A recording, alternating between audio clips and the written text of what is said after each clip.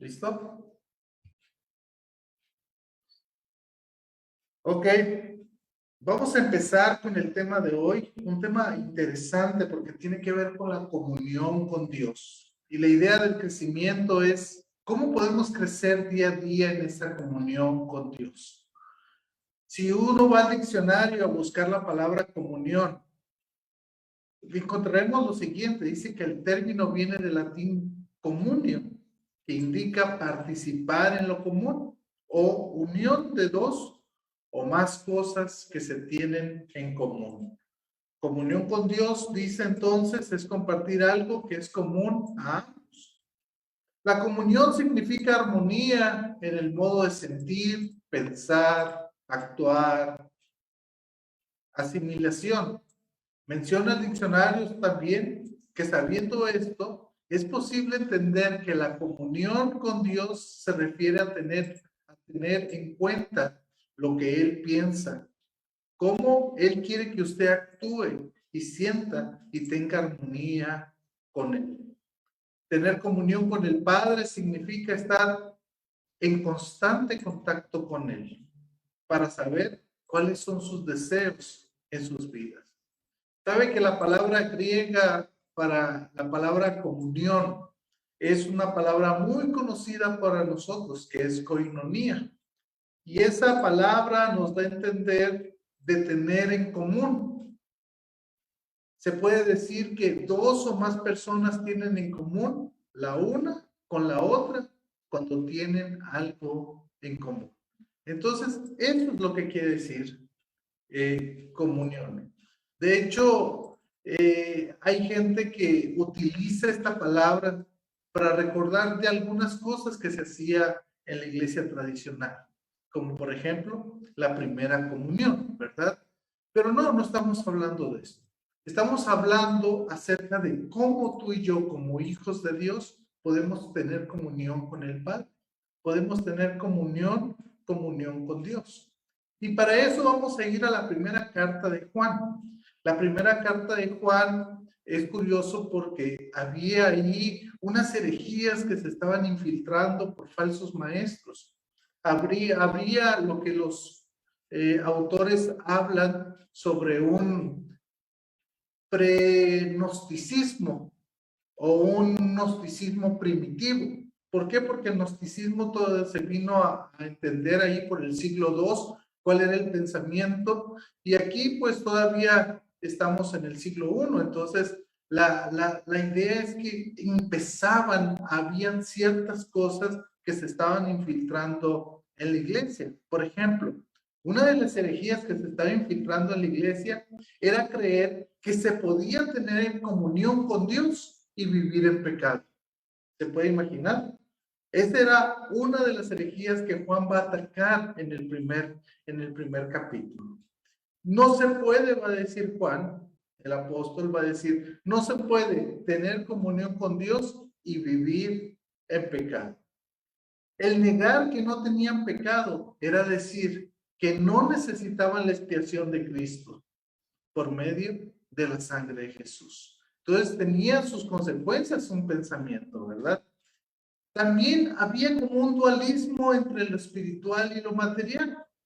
Fíjese que lo espiritual era considerado como divino, bueno, y lo material era considerado como creado y algo malo. Entonces, por eso decían, ¿verdad? No importa lo que pase con el cuerpo, dale alegría, ¿verdad? ¿Sí? Al cabo que este cuerpo de nada sirve, es malo. Hay que tener cuidado con esos dualismos también. Bueno, ¿qué quiero hablar el día de hoy sobre crecer en la comunión con Dios? Lo primero que quiero decir es lo que va a decir el verso 3, que la comunión verdadera debe de ser con el Padre y con su Hijo Jesucristo. Miren lo que dice el verso 3. Lo que hemos oído, lo que hemos visto y oído, esto os anunciamos para que también vosotros tengáis comunión con nosotros, y nuestra comunión verdaderamente es con el Padre y con su Hijo Jesucristo. Me gusta entender esto, que la comunión que nosotros debemos de tener cada día es con el Padre y con su Hijo Jesucristo. Si usted necesita tener comunión, algunos piensan que comunión viene de común unión, ¿verdad? ¿Sí? Si nosotros queremos tener esa comunión, debe ser primeramente con Dios. Usted debe tener una comunión directa con el Padre por medio de la obra expiatoria de nuestro Señor Jesucristo. Nosotros sabemos, por lo que dice la Escritura, que el acceso al Padre lo vino a dar el Señor Jesucristo. Si no recuerda las palabras de Felipe, cuando Felipe le dice, muéstranos al Padre. Y Jesús le responde y le dice, Felipe, ¿cuánto tiempo he pasado con ustedes? Y todavía me dices, muéstrame al Padre. El que me ha visto a mí, ha visto al Padre. Entonces, es cuando Jesús dice que Él es el camino, la verdad y la vida. Y que nadie llega al Padre si no es por Él. Así que es necesario que nosotros podamos entender que la verdadera comunión que una persona necesita tener es con Dios. Recuerde, el pecado lo que hizo fue cortar esa comunión, de tal manera que el hombre necesitaba tener esa comunión con Dios, de tal manera que tuvo que venir el Hijo unigénito, el único Hijo de Dios, para darnos esa comunión que nosotros necesitábamos. Entonces, esto es muy importante. Nuestra comunión es con el Padre y con su Hijo Jesucristo. Entonces, la comunión verdadera debe de comenzar con el Padre. Debes de tener una comunión con Dios, una comunión directa, una comunión yendo hasta el trono de la gracia de Dios. Tenemos que tener una comunión directa con Dios. E entonces, cuando nosotros tenemos esa comunión directa con Dios, es cuando nosotros lo podemos demostrar de varias maneras. Número uno, la primera manera que cómo nosotros podamos demostrar nuestra comunión con Dios es que cuando tenemos comunión con Dios, lo demostramos, dice el versículo 5, andando en luz. Vean lo que dice el verso 5. Dice, este es el mensaje que hemos oído de Él y os anunciamos. Dios es luz y no hay ningunas tinieblas en Él. Si decimos que tenemos comunión con Él y andamos en tinieblas, mentimos y no practicamos la verdad. Pero que andamos en luz, como Él está en luz, tenemos comunión unos con otros y la sangre de Jesucristo, su Hijo, nos limpia de todo pecado. Cuando tú tienes una comunión con Dios, tienes que evidenciarla. Y la mejor manera de evidenciar esa comunión es entendiendo que nosotros debemos de demostrarla andando en luz. ¿Y qué es eso de andar en luz? Andar en luz es vivir bajo los principios que nuestro Dios nos ha dejado. Vivir en luz quiere decir que tú y yo debemos de andar en los caminos del Señor. No en las tinieblas, porque las tinieblas nos marca nuestra vida anterior, el pecado, sino debemos de andar en la luz. Debemos de saber que la luz ha llegado a nuestra vida, de tal manera que nosotros entonces podemos reflejar esa luz. Es curioso, ¿verdad? Que Mateo nos dice que vosotros sois la luz de este mundo y que nosotros debemos de estar en alto para poder brillar, que nuestra luz no se puede esconder, sino que al contrario, nuestra luz debe de ponerse en alto para que la gente lo pueda ver. Y también esa luz, escuche bien, que somos nosotros, vamos a glorificar al Padre, la gente que la vea al ver nuestras buenas obras. Por eso es importante que cada hijo de Dios, que cada creyente podamos vivir en luz y no en oscuridad, sino poder reflejar lo que Cristo ha hecho con nuestras vidas. Nosotros podemos hablar de diferentes maneras. Podemos utilizar nuestra boca para hablar acerca de las bondades de Jesús.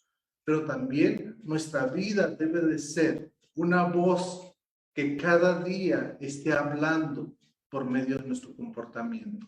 ¿Cómo somos los hijos de Dios? ¿Mostramos diferencia en el trabajo? ¿Mostramos diferencia en la escuela?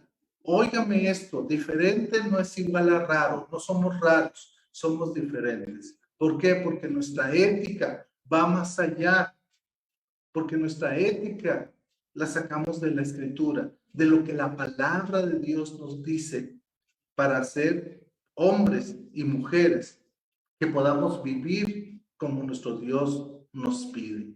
Entonces, cuando tú tienes una relación estrecha con Dios, la vas a reflejar en tu manera de vivir. ¿Cómo te comportas? ¿Cómo eres delante de las personas? ¿No es cierto que muchas veces se nos olvida eso de ser luz? Y muchas veces reaccionamos de maneras que no deberíamos de reaccionar. Eso a veces me pasa también a mí. Muchas veces creo que mi pensamiento es el correcto y que todos entonces deberían de llevar mi pensamiento, pero no. Recuerdo que muchas veces también estamos en proceso y que también nos podemos equivocar. Entonces, nuestra vida debe de reflejar a Jesús, aún cuando nos equivocamos. ¿Por qué? Porque cuando nos equivocamos, entonces pedimos perdón a Dios y vamos en crecimiento. Recuerden, crecer en comunión con Dios es muy importante porque lo demostramos en nuestra manera de vivir. Pero no solamente en eso, también cuando tenemos comunión con Dios, se demuestra con tu prójimo, con la persona que tienes ahí a la par. Vean conmigo el verso 3 de nuevo, porque en el verso 3 faltó algo que hiciera yo énfasis. Dice el 1:3, lo que hemos visto y oído, estos anunciamos para que también vosotros tengáis comunión con nosotros.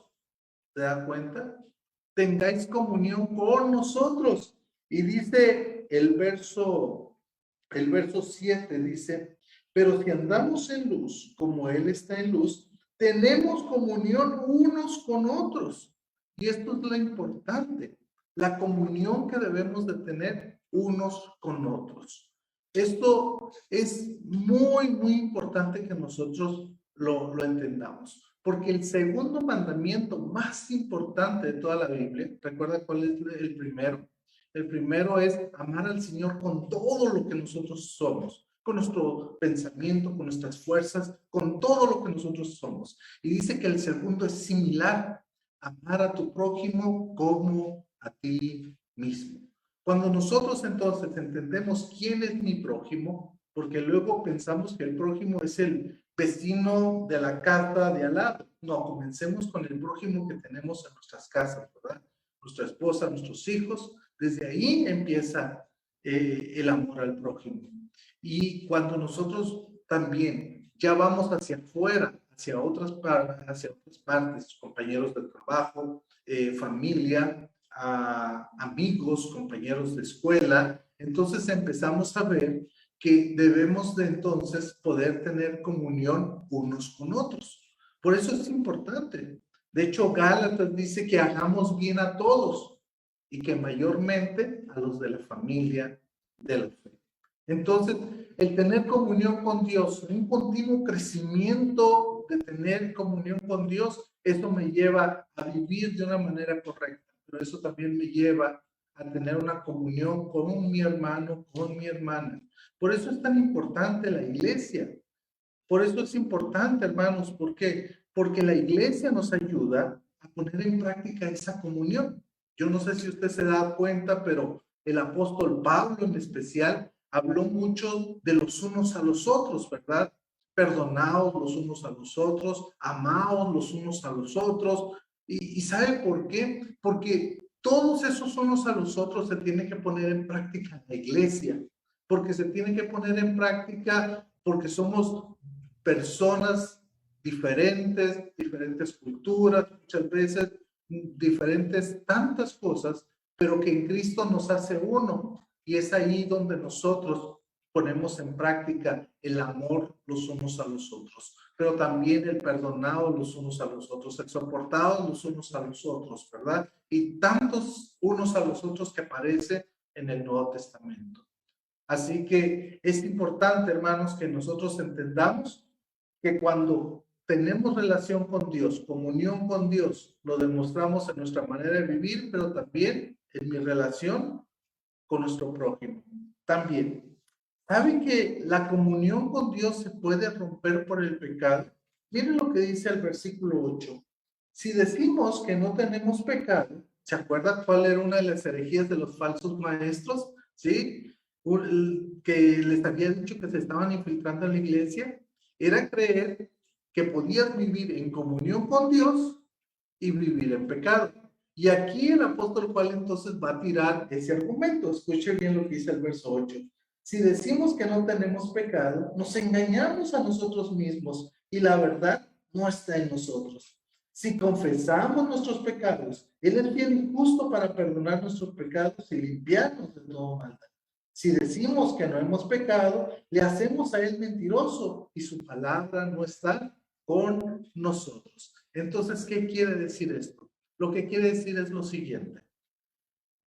Cuando nosotros pecamos, porque somos seres humanos y vamos a pecar, hermanos, o sea, nosotros no somos libres de pecado.